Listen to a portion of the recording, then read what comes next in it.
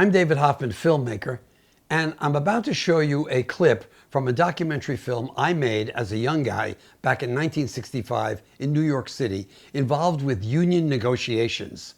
So many of my subscribers have seen this clip from the documentary before and have asked me, how could you do this? Where did you do it? Why did it happen? So I'm going to answer that question.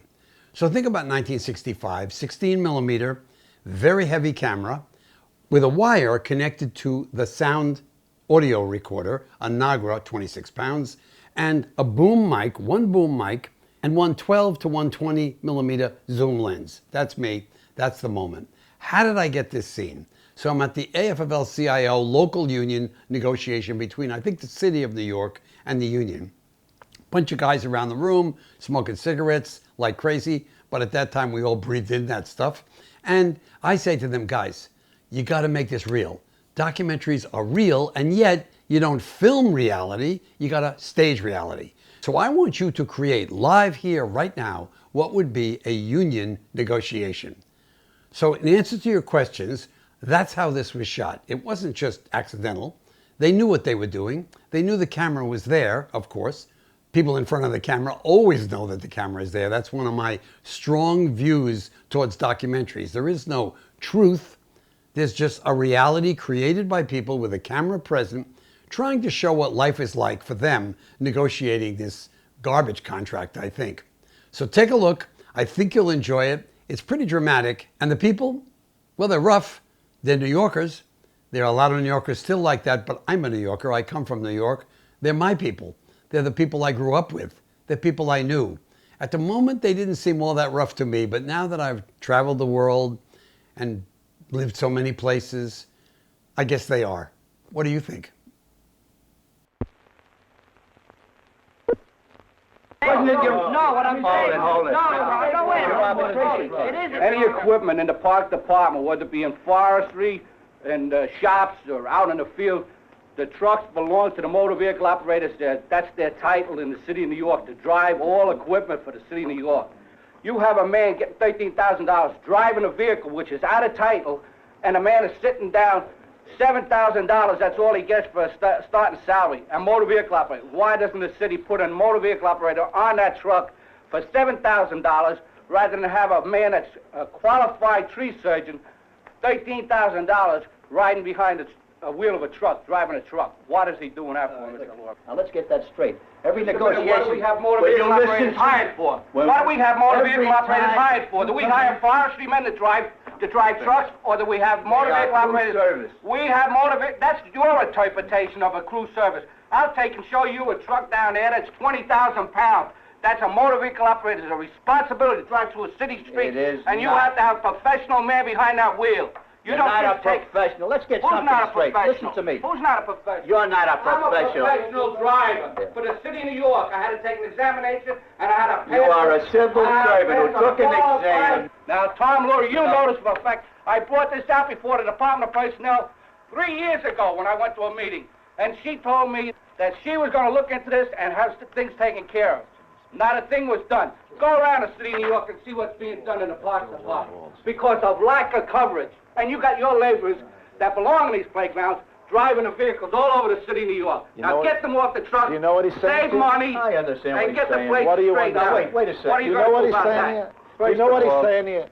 Seriously. It's a beautiful point. Yeah, I know it's a beautiful that point. productivity You works had a both court ways. case back in Productivity, 66. Both ways. Productivity. Productivity, baby. I'm saving you Both money ways. without productivity. I'm saving you cash. Beautiful. You Both saved me ways. money. I'll save you cash. Like some of those Save me fire anything. officers driving in City Hall, double of the MVO guys, and they sit on their ass much better because they got bigger behind. Right. Yes, that's right. Oh, I watched yours spreading, too. What? Well, No, you no, as an no, individual. Let me say this to you. First of all, as I said before, you don't have it in your contract. Every time you come into negotiations, you want that provision in, and the city will not agree to it. You got sanitation vehicles, big garbage trucks, laying against the wall, not getting anything. They're laying against the wall, Tom. And you got three Let me laborers talk to that this should be in different parks departments working, and you got them running around the city doing Let nothing. me talk to this. Doing nothing. I think a very important point is made here.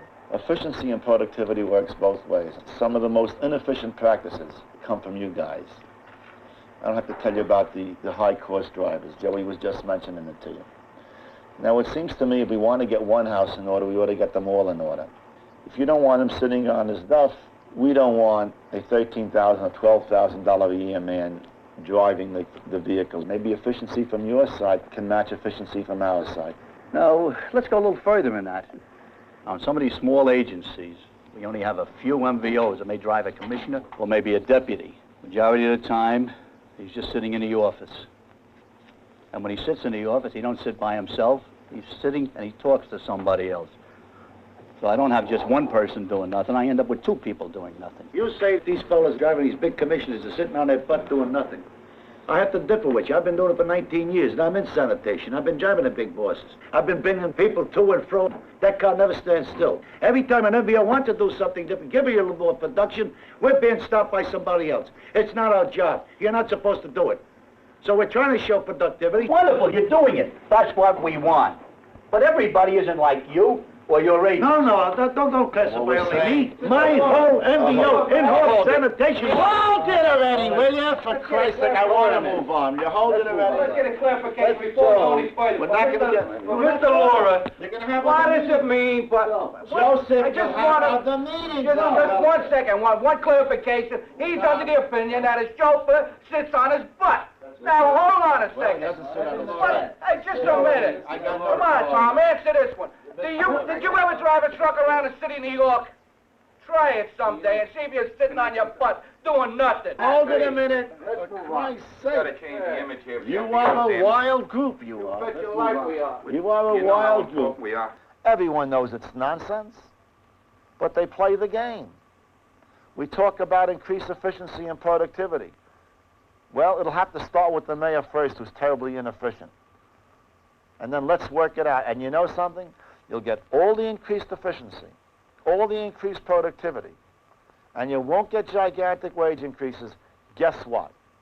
There will not be enough money to run the cities, because the real contradiction, the real disparity, is people want more and more service, more cops on the beat, smaller classrooms for their kids, better highways, and then when it comes to paying for it, to hell with it. I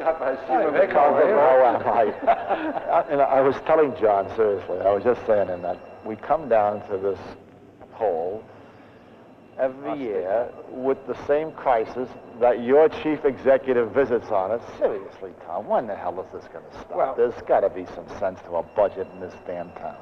Your own members are the best paid, where they best going on? pension plans. No, almost had the best pension plan. Well, almost. but still, Yeah, you're almost. way ahead of comparable workers elsewhere. It's In the partly private attribute- area, not in the public. Probably area. a tribute to your leadership, but also a tribute to the political clout that your group has had. And this has complicated our problems, complicated the problem in New York City. Where are we You're going? setting too tough a pace. Seriously, where are we going in this session? Very frankly, this session, the governor's got the only viable plan that should be enacted.